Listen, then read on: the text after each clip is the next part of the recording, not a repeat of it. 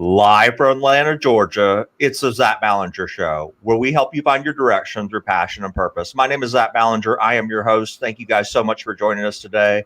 We really do have a special guest. We are streaming via live YouTube. So if you have any questions for our guests during the program, please enter them into the comment box. We will get to them after the end of the show. Also, if you're listening and you want to email the question, email Zach at zachballinger.com. Email them right there and we'll get to them. So without further ado, Darrin, thank you so much for joining the show tonight. Thanks for having me, Zach. So I want to just jump right in about your career. So Sure. What's your exact occupation? I know we talked about what you did before, but maybe you could talk about what you did before and then what you do now. So I have kind of a unique background. I got the opportunity to be a competitive racquetball player for a large chunk of my adult life up until age 30. And I actually played professionally for 6 years, managed to break into the top 20 in the world in the last 3 of those 6 years. Did it till I was, burnt to a crisp and tired of the grind and eating macaroni and cheese 3 days a week to be able to afford traveling around the country and not winning a lot of prize money. So it was really a formative experience for me. It taught me a lot about self-reliance and how many failures or losses that you have before the wins start coming into play. And then the business, the travel, all of that was very similar to what I ended up segueing into in my professional career after I retired from racquetball.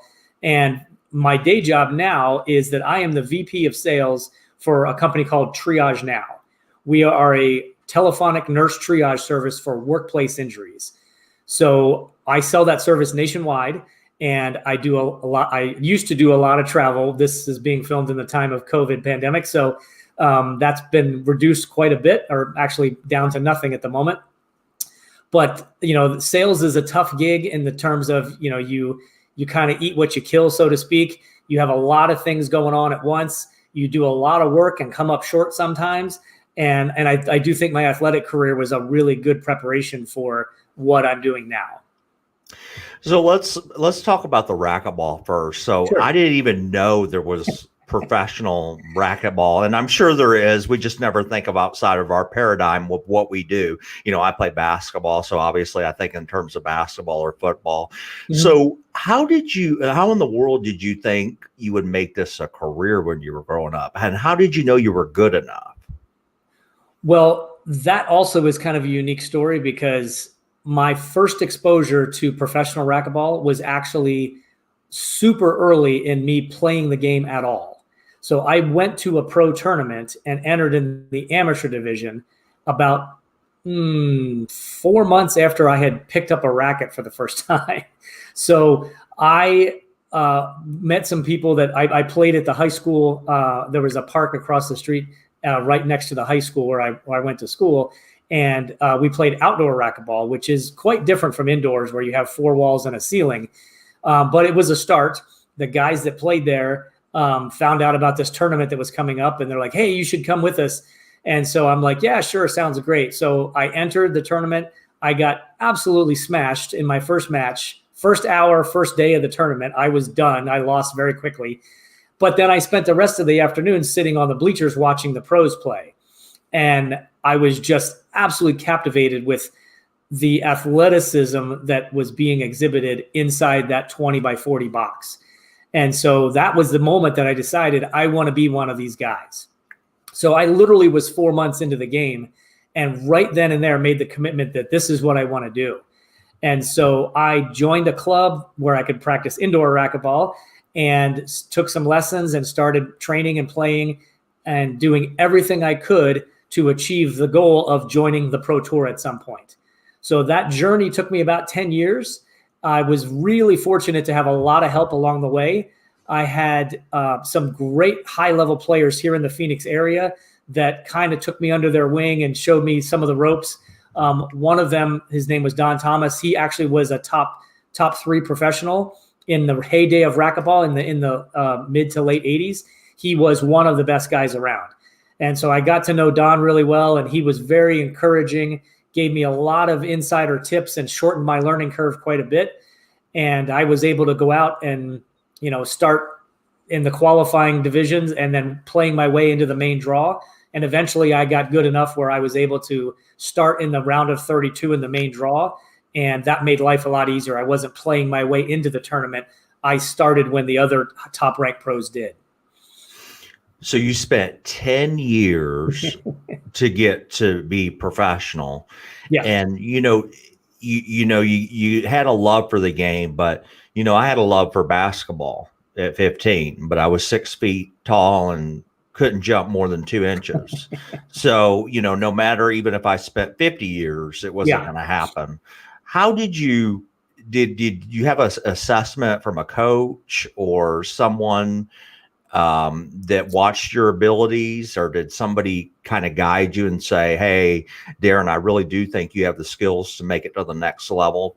Talk to me about that evaluation process. Yeah, I did not have a lot of official coaching coming up through the ranks. But one of the things that was very evident to me was that there isn't a prototype body as a racquetball player. You mentioned, even though you're 6 feet tall, if you can barely slide a credit card under you when you're jumping, that's not going to cut it, right? I have been a huge tennis fan my whole life, but I'm only 5'8". So I need a step ladder to serve, to get a good serve over the net, because otherwise I'm spinning everything in. I'm not tall enough to have a big, heavy serve. So that was out for me, just like, you came to the conclusion about basketball for you. Racquetball has the opportunity, because it's a finite amount of space, it has the opportunity for pretty equally for just about anybody. And if you look back over the course of the history of the game, there's been a couple of guys who have been number one that if they walked in the room right now, at their prime, you never would have thought they were even an athlete, let alone a number one racquetball player in the world.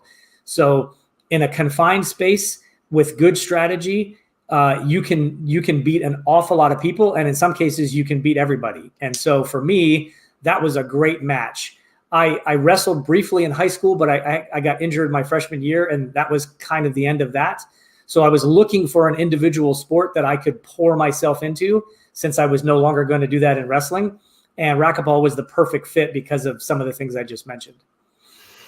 So such an amazing story. I never knew any of that. So now, you think about it, and I think a lot of the people that listen to this are usually in the younger demographic, and you don't think of time, but even if you're a professional athlete, age sneaks up with you, and then eventually, you wear down. Whether, if you're watching the NFL, most players don't make it past 35 years old, or right. Basketball, same way. So at a certain point, you had to say, okay, I've been a professional racquetball player. I've followed my passion. This is absolutely what I wanted to do with my career. Did you just, you talked about being a VP of sales. So did you just go from a racquetball player to VP of sales, or what did that look like? Not exactly. It was a little longer journey in there, but I fully believe that the path that I chose in racquetball, I maximized my ability. If I would have started a little earlier, I don't know that I ever would have been ranked any higher than I was. The guys that were ranked above me, in terms of skill, the gap was still noticeable. And the top 4 players in the game during my time were head and shoulders above everybody else. And so if I'd have started 10 years earlier at age 6 instead of age 16, I don't know that things would have played out any differently for me. But to your point of having a younger audience and understanding a timeline, I knew that I had a window of opportunity athletically to pursue this, and I needed to do it now and not later on. I'm not recommending this for everybody, but what I chose to do was I actually left college because I didn't have something specific that I was pursuing in order to maximize the window of time I had professionally as a racquetball player. So while I knew I wasn't going to make a lot of money, I did it for the personal growth journey. And I have taken so many lessons out of that and put them into the rest of my life that it was invaluable in terms of an experience. So as far as the segueing into the VP of sales, I bounced from a couple of different industries. I did go back and finish school through University of Phoenix. So I have a business degree in business marketing. That was a good fit because it was a generalized approach to business. It wasn't something super niche. I've always been kind of a people person. And so sales was an easy thing to gravitate towards. And then bolstering that with a little bit of marketing knowledge made me marketable in some realm of sales, regardless of the industry. So I did orthopedics and trauma sales for Johnson & Johnson for about 3 years. I was in the corporate relocation business, working with corporate accounts from around the country, relocating employees. I was in the commercial interiors business for a little bit. And then finally, I settled into where I'm at today, which is at Triage now. And I did actually get recruited to start as the VP of sales with that company and build a sales force and help build the company from literally inception. I've been there since day one to where we're at today. So your current VP role, you actually lead sales managers. Is that correct? Or sales people, or it's a hybrid of that. I am the main salesperson for the company, but I loosely manage. They're not truly beholden to me like a national manager, but I loosely manage about 200 resellers all across the country. So that's anybody from producers at an insurance carrier like Liberty Mutual or companies like that, or insurance brokers or third-party administrators. Anybody that's in the workers' comp space might be a good partner and reseller of our service. So I assist and manage their sales team to help acquire new clients or retain the clients they have by adding the service that we offer to their portfolio. Gotcha. And so what do you love about your job? What is it that are you passionate about? Well, I love the fact that we help so many different companies, and especially in 2020 here, a lot of our clients had a real downturn in business, March, April, May, and some of our clients still haven't bounced back, right? Like we had a big presence in retail and hospitality, and those sectors are still really suffering. But we had some essential business clients, like some grocery store chains, some trucking and logistics companies that had to continue to work.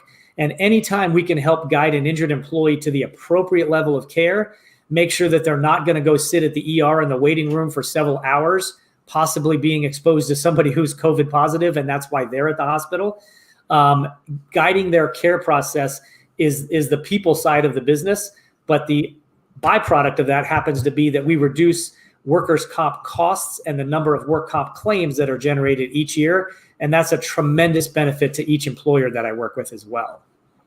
Awesome. And then on the flip side of that, some people have a hard time answering this question.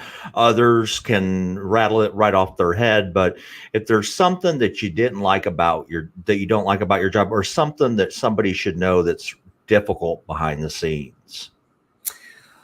Well, in my particular case, starting with a startup company, it was a real struggle. It was a roller coaster ride, and there's no guarantees in life. I mean, large companies go out of business all the time too, but it was a test of fortitude. I'll put it that way in the early years, and trying to convince even a medium-sized company to take a chance on us when we had only small clients and minimal track record in the industry was difficult.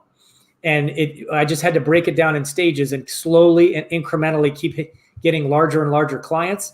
But those first couple of years were really tough. And it made me question, am I really the right person for this role? Did I pick the right industry to go into? Because I did not have any insurance or workers' compensation experience prior to this.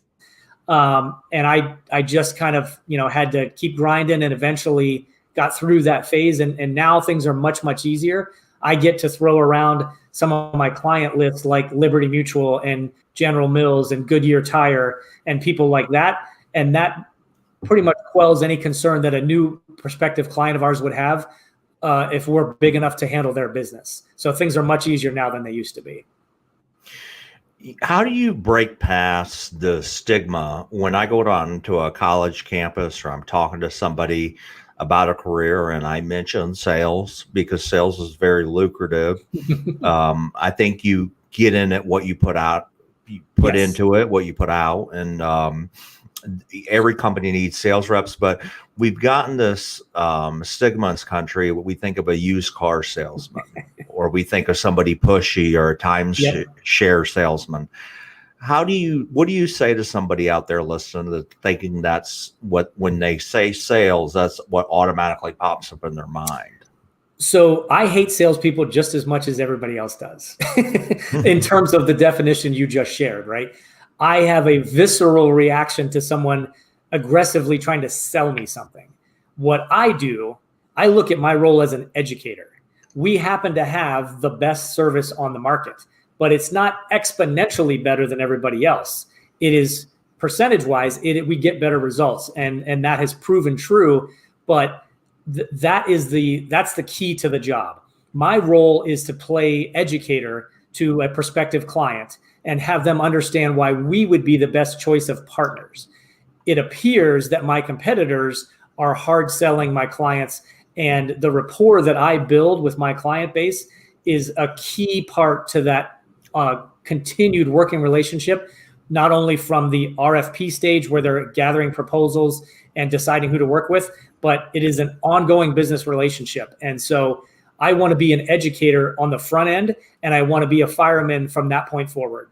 Anytime they have something that there's a struggle, a problem, an issue, whatever it may be, even if it's not my job to solve it, I want to be the first phone call as a resource to direct them to who can help them, or I will just take charge of it and go find somebody to solve the problem and come back to them with an answer. So that kind of takes that hard sell out of the equation. And I think that when you hard sell somebody, the first time things go wrong, they feel like, oh, I knew it. Like almost like they were waiting for something to go wrong, and they have some buyer's remorse.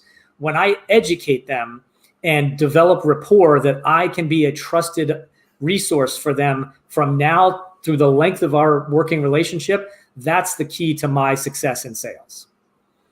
It's a great point, because, if I think of all the problems I've had in my life, a lot of them have been solved, and I mean material wise, through a salesperson. Yep. For example, this fall, actually, my air went out, and the guy was like, we've got two options for you. We can replace it. Now, this is the replacement, what'll happen. And so they send an air conditioner salesman out with the company, which I'm like, oh, great. Here we go. And the guy was wonderful. He said, for this size house, this is really what I would recommend. This is kind of what you need. I wouldn't go spending this kind of money. Now, do you want this option? Okay. So, are you looking to, eventually build? And he helped me perfectly with my needs. Now, it was actually about $500 more than Home Depot. But for me, it was like, okay, when can you get the air conditioner in? Oh, I can get it tomorrow. Yep. Okay.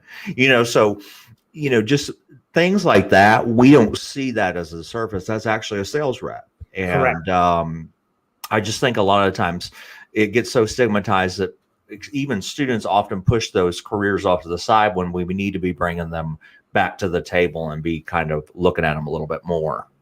Well, I think that there's a real advantage in that, because what you say is accurate, right? There's a lot of people who do sales that look at it as transactional. And the more people I talk to and the faster I can make sales and churn and burn, the better I'll do. And that's not my approach, right? And so if we as professionals can convey that educator role to a younger workforce and draw them into, A, it's easy to outshine a bunch of people who are doing it the wrong way. And B, it's very personally rewarding doing it the way I do it. I love getting a phone call from somebody who, and most of the time, the rapport is good enough that they're not even yelling when they call me. It might be a big problem, but they know that I'm here to help. And so when I pick up the phone and we start talking, it's typically not a disgruntled, upset client. It's somebody who needs my help. And when I jump on it and solve the problems and get back to them quickly, then it just builds the trust that, hey, if anything else ever goes wrong, I'm your guy to solve the problem. And that puts people at ease so much. And again, I find that very personally rewarding in what I do. And so let's rewind your life. I'm going to put you in a time machine, and we're going to travel back to your elementary school days. And what did you want to be when you grew up? As a kid, was there a dream career that you always said, Darrin, I want to be this? Yep. So second baseman for the New York Yankees. So sports. Yeah, very much so. I grew up in a small town in Pennsylvania. I was a farm boy, but I was a small kid. I was allergic to everything. I was a little league baseball player, but I was a mediocre little league baseball player. So it really wasn't in the cards as much as I would have wanted to do that. In terms of a profession, I never really had a good solid idea on that. And even as crazy as this sounds, even at age 30, when I retired from the Pro Racquetball Tour, I didn't know what I was going to do. I just knew that my career in racquetball was over. And so I ended up gravitating towards sales. And if I had one do-over, I would say I wish I would have stayed in medical sales. That would have been a great lifelong career. But then again, I wouldn't have done some of the other things I did. So as a kid, I really didn't have my heart set on something like, oh, I want to be a fireman, or I want to own my own company or something like that. I just knew I wanted the idea of getting paid to play sports was very, very appealing to me. And you made it happen. That's awesome. Sort of. I didn't get paid much, but I did do it technically for a living for a while. And so, you look back at your life through the racquetball and now, VP of sales. When I talk to people in their career, there's often a story of adversity that somebody can remember where they almost didn't make it, or trauma happened, or a health problem happened, or somebody got sick, or whatever. Can you think about some adversity that you had in your career? What was it, and how did you overcome it? Well, that's an easy one for me, unfortunately. About 5 years ago, I actually was in a high-speed crash with a wrong-way drunk driver. Wow. I was very, very fortunate that I walked away from it physically unharmed, but it was a real life check for me. I have always done several things. I'm not somebody that has just one day job, and that's the extent of my efforts. I coach the Arizona State University racquetball team. I have done that for, this is my 14th year, even though we're kind of on hold at the moment. When that crash occurred, I was on my way to meet my dad up in northern Arizona to go fly fishing for the day. Thank God he wasn't with me, because what I did in a one-lane construction zone where there was concrete barriers on either side was get passenger side to passenger side on the cars instead of truly square. So if he would have been in the car with me, I don't know if that would have been my reaction, or if it would have been, he would have taken the brunt of that accident, not me, because again, the passenger sides of the cars were what hit. So it really made me take stock of my life in general. My girlfriend at the time, I had to call her and tell her what happened. My dad was waiting on me, so I had to call him and say, hey, I need you to come pick me up. It rattled me to the core, and not just that day or that week, but I recently started doing some victim panel speaking for Mothers Against Drunk Driving.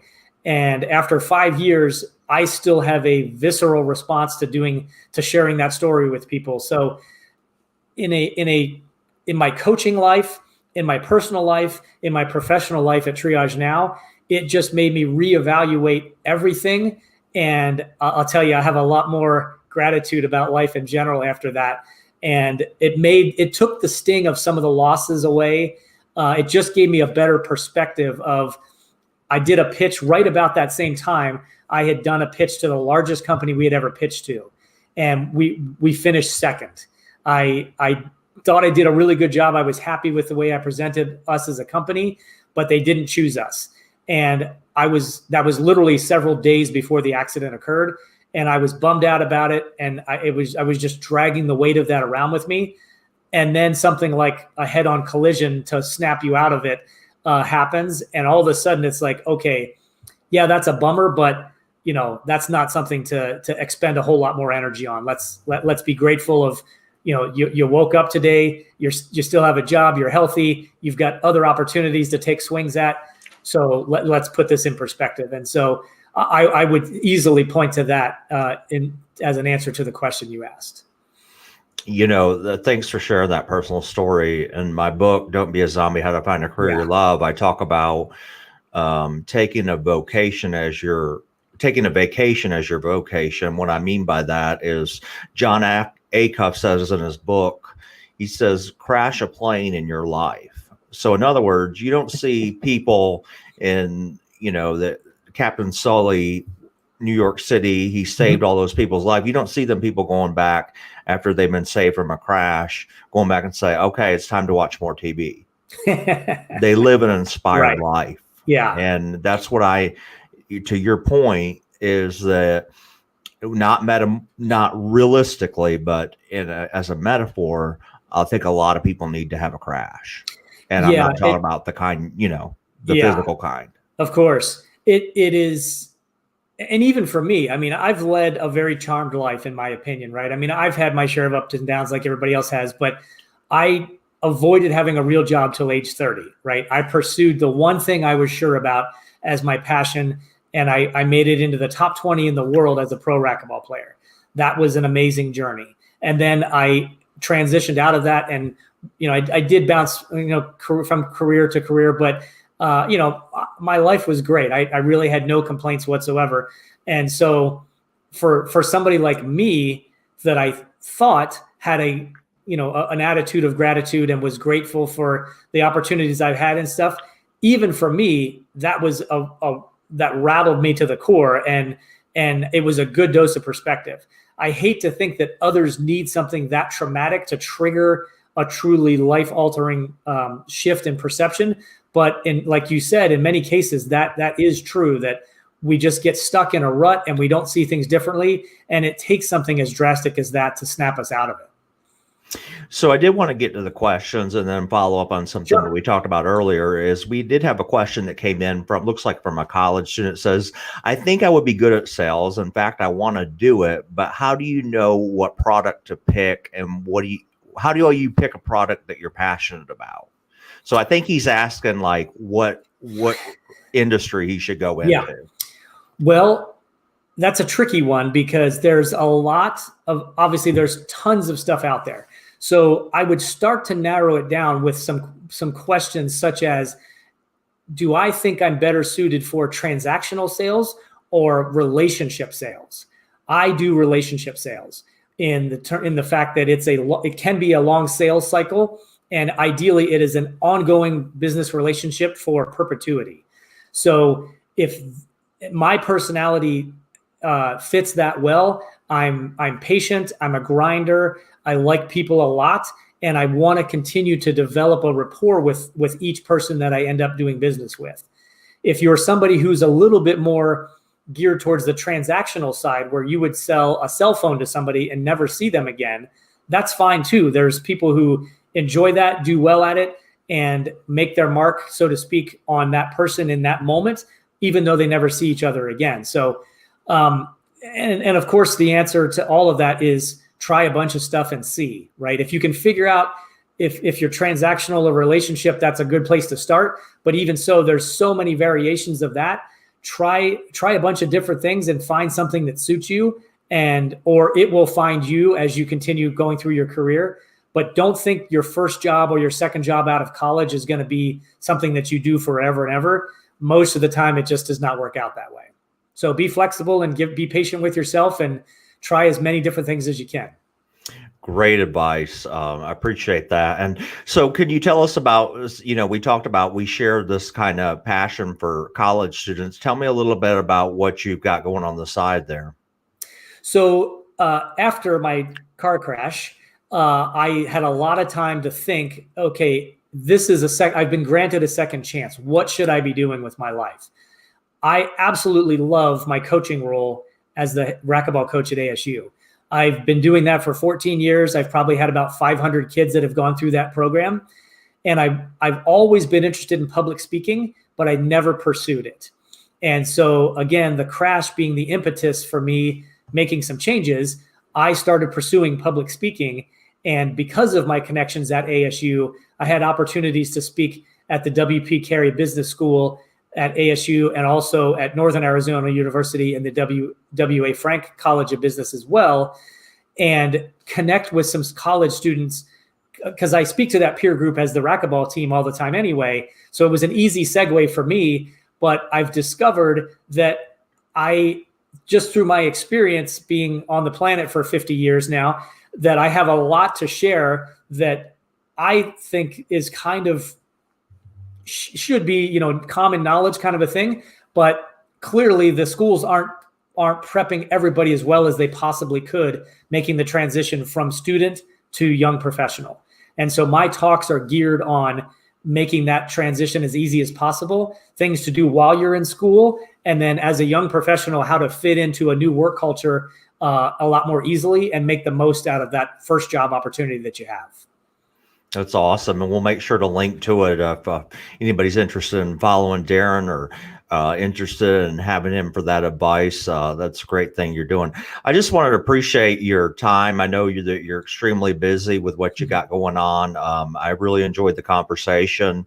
I think you're doing a lot of good things. I found your story very inspiring, and I really appreciate you coming on the show. Well, thanks, Zach. I did watch your TEDx talk. I loved it. I'm looking forward to reading your book. I think it is spot on for today's world, and certainly appreciate the opportunity to join you on your show today. Thank you. Sounds great. Well,